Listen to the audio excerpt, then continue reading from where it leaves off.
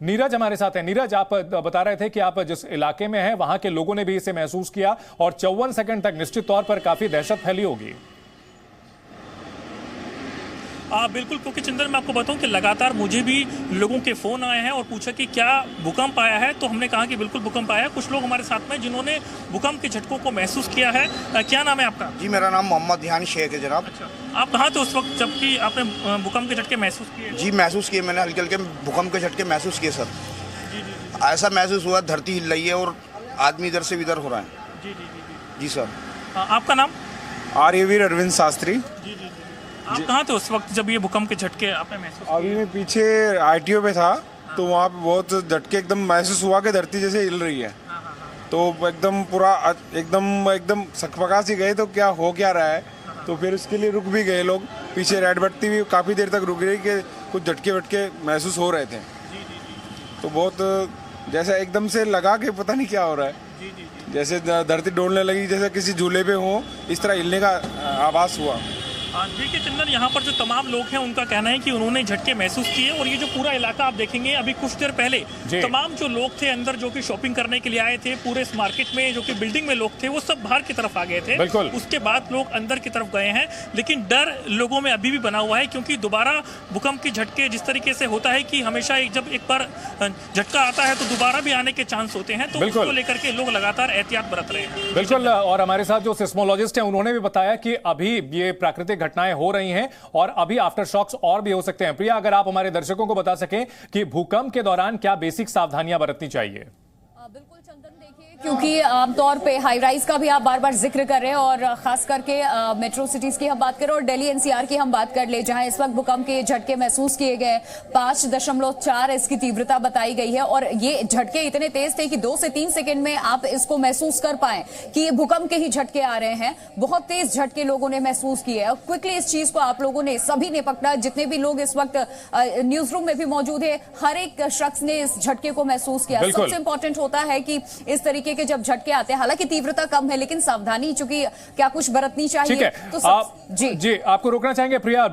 पूजा के पास कोई इंफॉर्मेशन है? पूजा, जो जानकारी आ रही है उस जानकारी के मुताबिक यही समझ में आ रहा है कि जो इस वक्त आप तस्वीर देख रहे हैं वो ये बता रही है कि कहां कहां तक उसने इफेक्ट किया है।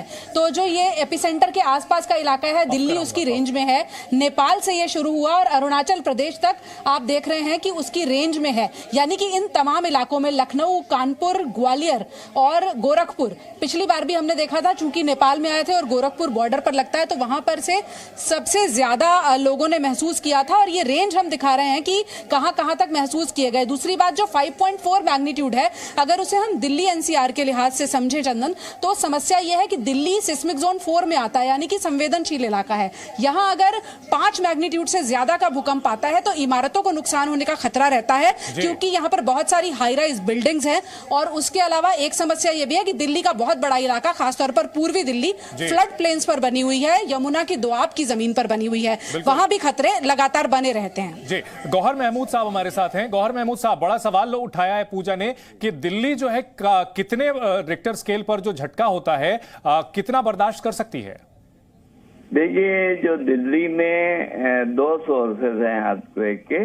एक तो जो आउटसाइड है, जैसे नेपाल है, सिक्किम है, या हिमालयन जोन में कहीं भी बिहार या आसाम कहीं भी अर्थक्वेक आता है तो ये प्लेट मूवमेंट होती है और दिल्ली भी इसमें आती है। लेकिन प्रॉब्लम क्या है कि जो दिल्ली में, जैसे नेपाल में अर्थक्वेक जब 7.9 आया जी, तो लखनऊ में हमने इसको मेजर किया, वो 5.4 इंटेंसिटी रह गई और दिल्ली में 5.2 रह गई। ठीक है। और दिल्ली में जो भी अभी लेटेस्ट गाइडलाइंस हैं उसमें अर्थक्वेक रेसिस्टेंट बिल्डिंग जो होती है वो 6 एंड अबव मैग्नीट्यूड की डिजाइन की जाती है जी। और दिल्ली का जो दूसरा सोर्स है वो इंडिजिनस सोर्स है, यानी यहाँ का अपना। तो सबसे ज्यादा बड़ा अर्थक्वेक अभी तक दिल्ली में जो आया है अपना, वो बहादुरगढ़ का था जो 5.7 था। ठीक है।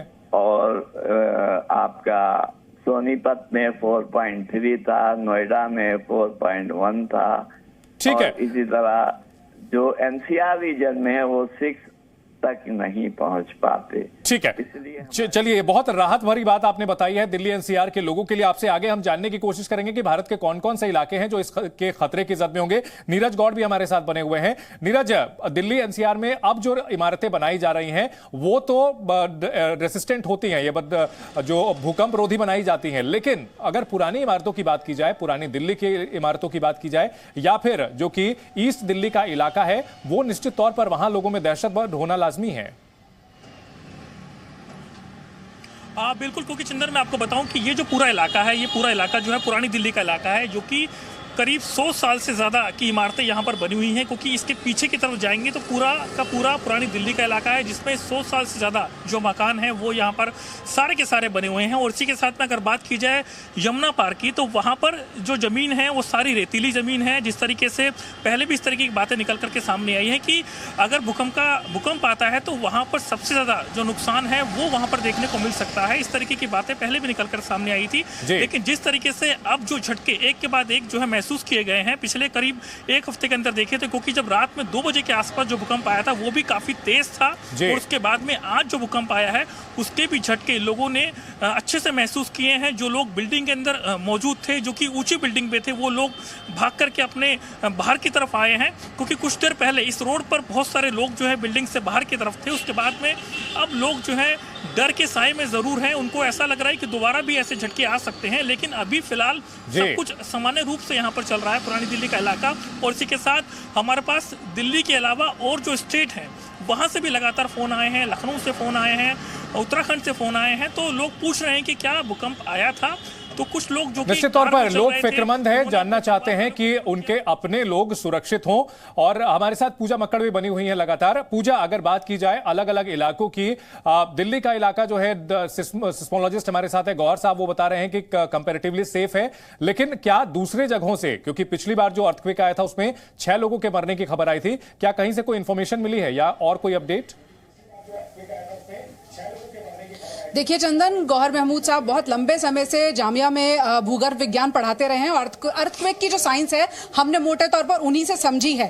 तो यही बात हमने उनसे भी सीखी कि अगर 5 मैग्नीट्यूड से ज्यादा का भूकंप आता है तो दिल्ली के लिहाज से खतरा हो सकता है। लेकिन एपिसेंटर चूंकि नेपाल में है, अगर सोनीपत में एपिसेंटर होता, क्योंकि गौहर साहब जानते हैं कि एक फॉल्ट लाइन सोनीपत में भी है, दिल्ली के आसपास के इलाकों में भी फॉल्ट लाइन्स पड़ती हैं, तो नुकसान ज्यादा होता। तो इस बात से फर्क पड़ता है कि एपिसेंटर कितना दूर है, उसकी डेप्थ कितनी नीचे है, ये सब हमने गौहर साहब से ही सीखा है। लेकिन जो नुकसान की बात है, तो जो यहाँ एक बार फिर से मैं अपनी स्क्रीन पर दिखाना चाहूंगी कि यहाँ जो इंटेंसिटी नजर आ रही है वो ये नजर आ रही है कि इतने इलाके को इसने कवर किया है, नेपाल से शुरू होकर उत्तराखंड, हिमाचल प्रदेश के कुछ हिस्से, लखनऊ, उत्तर प्रदेश, और इधर गोरखपुर का जो हिस्सा है, साथ ही साथ नई दिल्ली, ग्वालियर, यानी कि एमपी तक उसका असर जरूर गया है। लेकिन जैसा गौहर साहब बता रहे थे कि 5.4 से कम होते होते वो असर इतना ज्यादा नहीं रहा होगा कि बहुत ज्यादा नुकसान की खबरें आए। ये हो सकता है कि गोरखपुर से या फिर कुछ एक उत्तराखंड के पहाड़ी इलाकों से थोड़े आने वाले समय में कुछ एक खबरें हमें सुनने को मिले, लेकिन पिछली बार के मुकाबले चूंकि से हो रहे हैं, फिर मैंने सोचा शायद ऐसे ही होगा, लेकिन वो काफी देर 15-20 सेकंड तक था, तो महसूस हुआ। फिर मैं घर से नीचे आ गई हूँ ताकि सुरक्षित रहूं। तो लोग डरे हुए हैं और भूकंप के झटके काफी देर तक महसूस किए गए हैं। 54 सेकंड तक भूकंप के झटकों से दिल्ली एनसीआर हिला है। और अपने दर्शकों को बता दें कि 5.4 तीव्रता का यह भूकंप, जिसका केंद्र नेपाल में बताया जा रहा है, और दिल्ली में भी इसका झटका महसूस किया गया है, और लगभग 54 सेकंड तक हिलती रही है धरती। लोग दहशत में आ गए, जहां बैठे हुए थे वो जगह हिलनी शुरू हो गई। हमारे स्टूडियो में भी सारी चीजें हिलती हुई नजर आई, और ऐसे में लोग डरे, बाहर निकले, खुले में गए। और ये जो बेसिक गाइडलाइंस होती हैं, इनका पालन किया जाता है कि जब भूकंप आता है तो बाहर निकल जाते हैं। गौहर साहब, अगर बात की जाए भारत के वो इलाके जो इस भूकंप के बाद खतरे की जद में होंगे, कौन कौन से इलाके प्रभावित हो सकते हैं? देखिए, भारत और इसके सराउंडिंग में 2 तरह के इलाके हैं। एक तो जो इंडो गैंजेटिक प्लेन का इलाका है, जहाँ रेतीली जमीनें होती हैं। तो जहाँ रेतीली जमीनें होती हैं और वाटर लेवल शैलो है जी, जैसे आपका लक्ष्मी नगर का इलाका और ये सारे इलाके यमुना के आसपास के हैं जी, तो यहाँ लिक्विफैक्शन से बिल्डिंग गिर सकती है, क्योंकि वाटर लेवल शैलो है और सैंडी एरिया है और फाइन सैंड है। हैं।